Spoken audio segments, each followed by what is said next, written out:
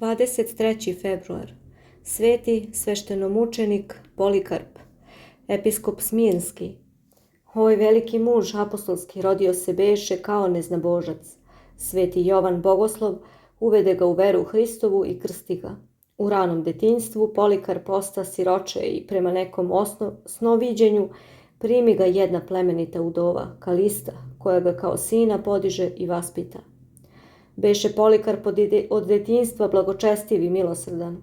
Starao se da podražava životom svetog Vukola, tadašnjeg episkopa u Smirni, a i svete apostole Jovana i Pavla, koje je poznavao i slušao. Sveti Vukol ga rukopoloži za prezvitera, a pred smrt označi ga za svoga naslednika u Smirni. Apostolski episkopi, koji se sabraše na pogreb Vukolu, hirotonisaše Polikarpa za episkopa. Od samoga početka bi Polikarp obdaren silom čudotvorstva. Tako izgna zlog duha iz sluge nekoga knjaza, zaustavi molitvom strašni požar u Smirni. Videći ovo, mnogi neznabošci smatraju ga jednim od bogova. Ne izvođaše kišu u suho vreme, isceljivaše bolesti, proziraše, proricaše i tako dalje.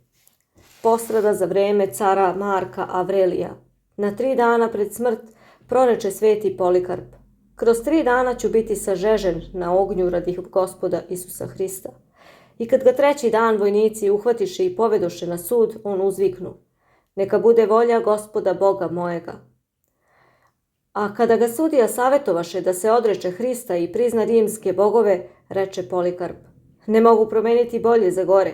Naročito Jevreji mržahu Polikarpa i nastojavahu da se Polikarp spali. Kada ga vezana staviše na lomaču, on se moljaše dugo Bogu i beše vrlo star i sed i svetao kao angel Božiji. I videše svi ljudi kako ga plamen obavija, ali njega ne dodiruje. Ustrašeni takvom pojavom, neznabožne sudije narediše dželatu da ga kopljem kroz plamen probode. I kada bi proboden, iz njega isteče veoma mnogo krvi, tako da se sav oganj pogasi, a telo njegovo osta celo i neopaljeno. Po nagovoru Jevreja naredi sudija da se mrtvo telo Polikarpovo spali po običaju jelinskom. I tako spališe nečastivi mrtvog onoga koga živog nisu mogli spaliti. Postrada sveti Polikarp 167. godine na Veliku subotu. Prepodobni Damjan, monah manastira Esfigmena na Svetoj gori, bio savremenik i drug velikog Kozme Zografskog. Podvizavao se na gori Samariji između Esfigmena i Hilendara. Upokojio se mirno 1280. godine. Kada se upokojio, iz njegovog groba kroz 40 dana ishodio je divan i blagouhan miris. Sveti Polikarp piše Filibljanima o nekom svešteniku Valentu, koji je pao u greh srebroljublja i utajio crkvene novce sledeće: mnogo sam se ožalostio zbog Valenta, koji je nekada bio kod nas prezviter, što je tako zaboravio dan i mučin. Zato vas molim, čuvajte se srebroljublja i budite čisti i pravedni. Uzdržavajte se od svakoga poroka. Ko se sam ne može uzdržati, kako će učiti drugoga uzdržanju? Ko se predaje srebroljublju, skrnavi sebe idolosluženjem i ubraja sebe u red neznabožaca.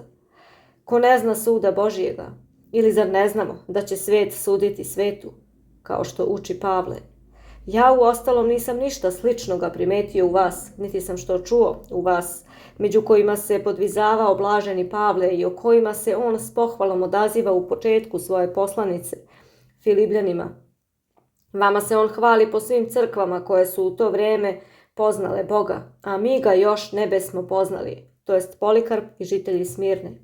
Zato se ja vrlo žalostim, braćo, zbog Valenta i njegove žene.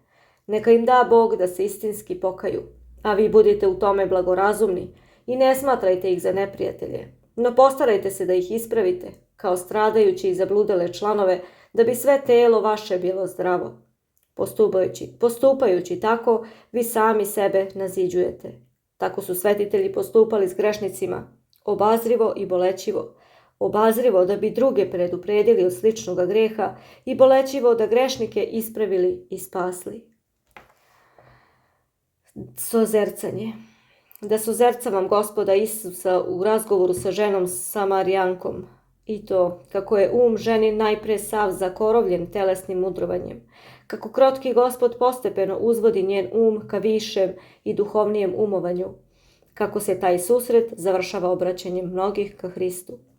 Kako bačeno seme Gospodnje najpre kao truli u telesnom pa kako posle vaskrsava, raste, sazreva i donosi mnogi plod duhovni.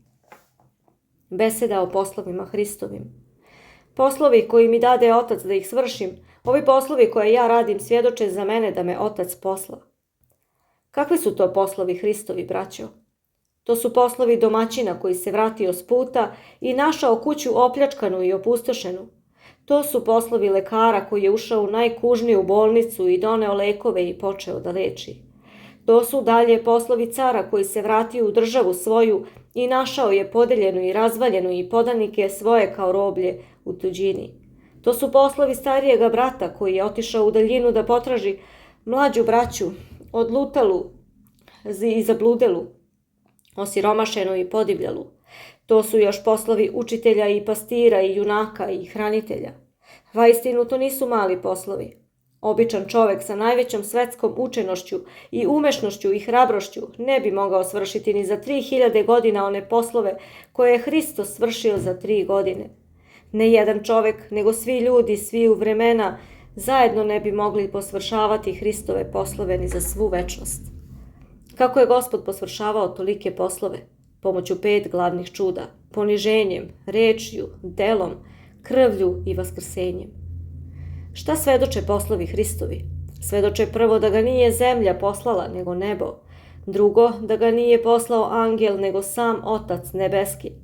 Treće, da za takve poslove niko nije dovoljan osim onoga koji je veliki koliko i Bog, mudar koliko i Bog, moćan koliko i Bog, milostiv koliko i Bog, da koji je sam ravan Bogu. Kako su svi naši poslovi neznatni prema poslovima Hristovim, samo jedno zrno Hristove dobrote i revnosti, vrednoće i istinosti i mi naše poslove možemo svršiti savršeno. Podari nam to zrno, Gospode Isuse, jer ga mi ne možemo na zemlji ni naći, niti zaslužiti. Tebi slava i hvala vavek. Amin.